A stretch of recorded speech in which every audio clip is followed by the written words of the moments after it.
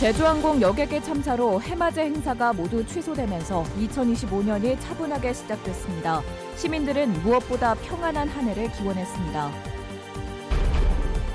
2025년 새해에는 결혼과 출산 지원이 크게 늘어납니다. 어떤 혜택을 받을 수 있는지 정리했습니다.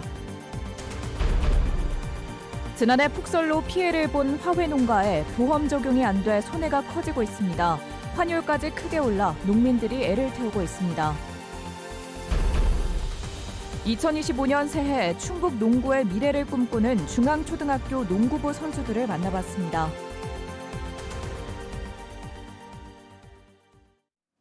여러분 안녕하십니까? 계속해서 뉴스데스크 충북 소식입니다.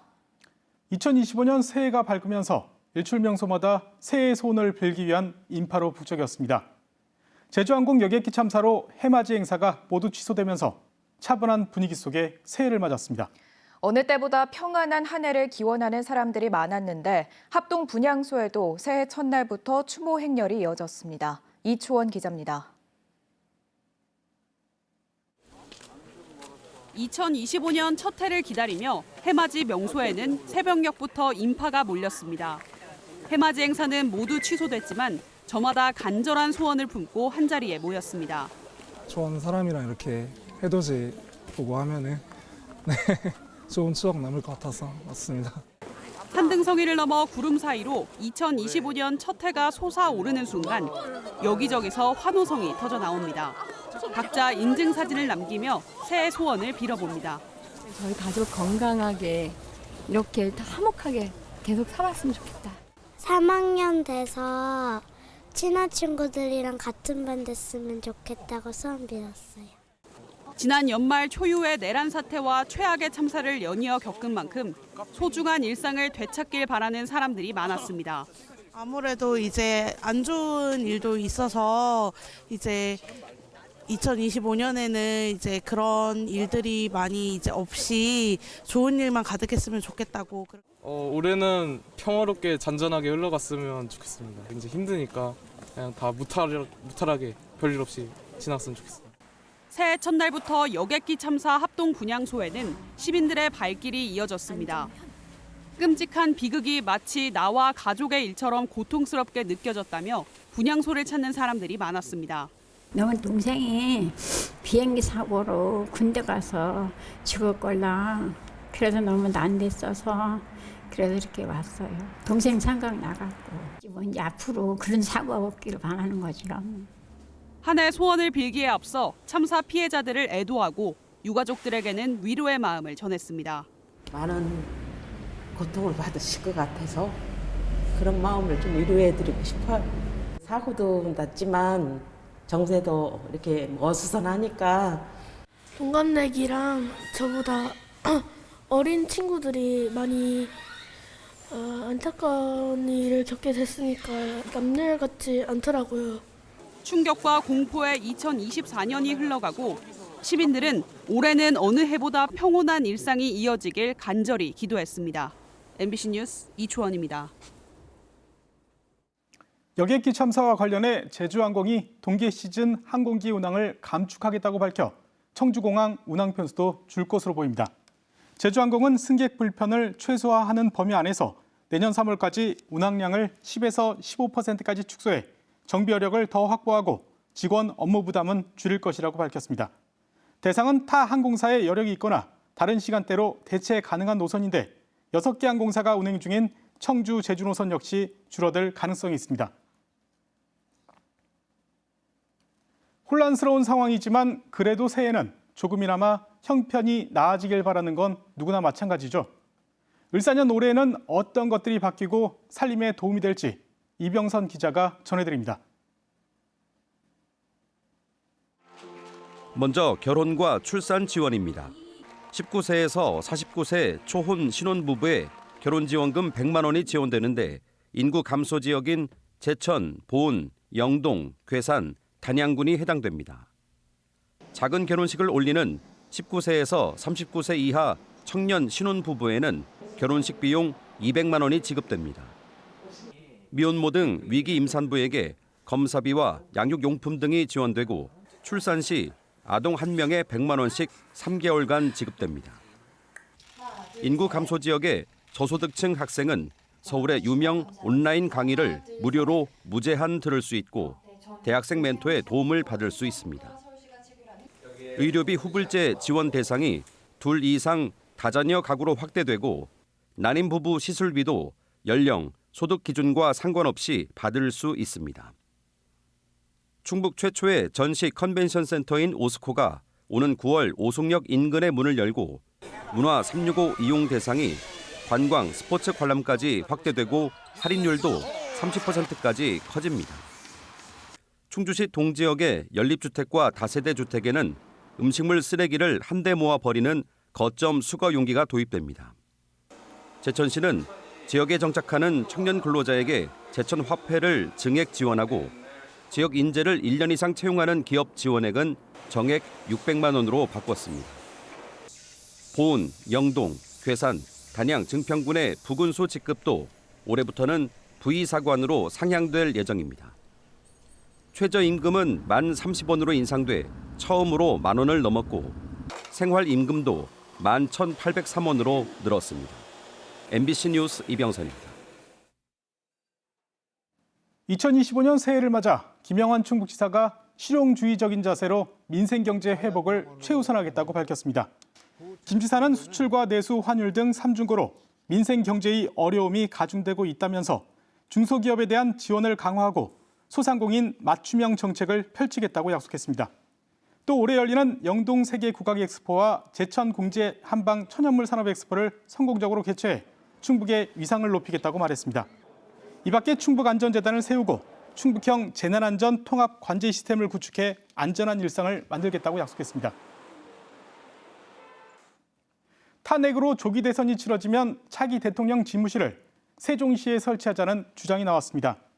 국가 균형 발전을 위한 행정수도 완성 시민연대는 조기 대선으로 차기 대통령이 선출되면 용산 대통령실을 사용하는 것이 적절치 않고 현재 개방 중인 청와대도 경호 문제가 대두될 것이라고 주장했습니다.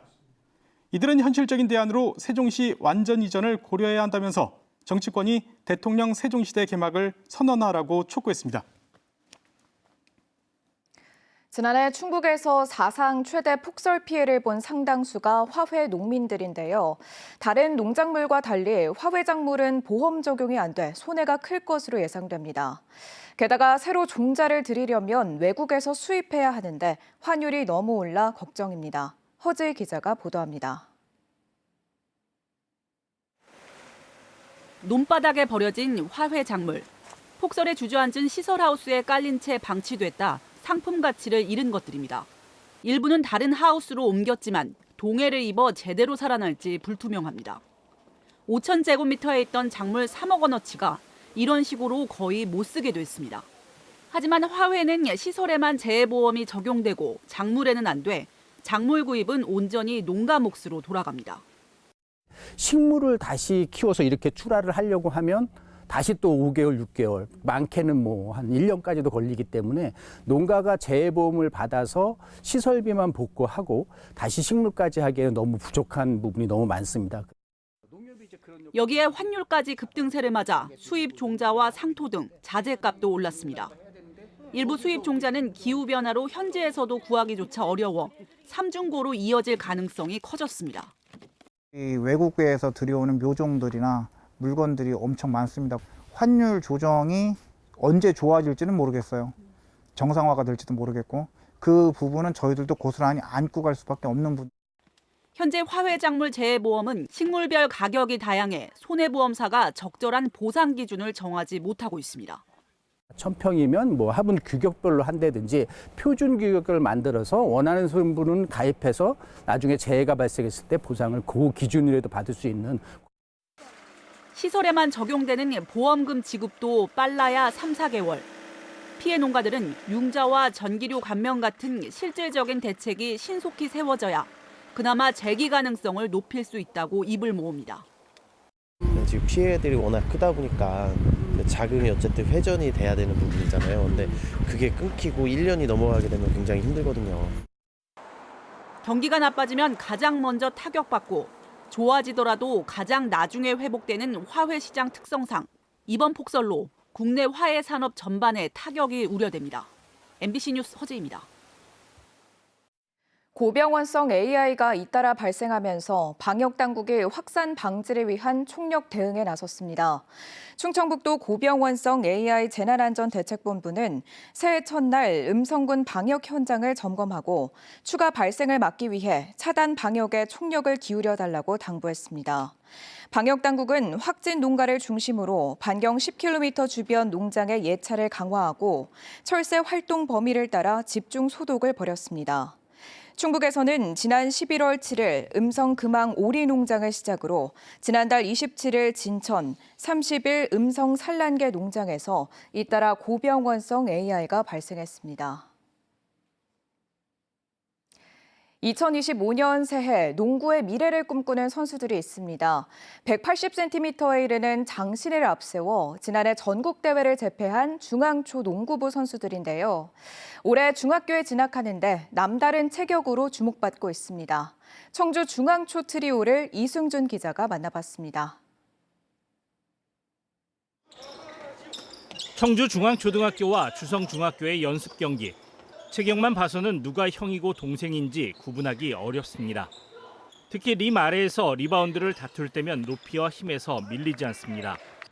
청주 중앙초는 지난해 8월 창단 후 처음으로 전국대회 우승에 이어 지난 11월에 연맹회장기에서 우승하며 2연패를 달성했습니다. 주역은 중앙초 장신 트리오였습니다. 가장 큰 하준이의 신장은 185cm.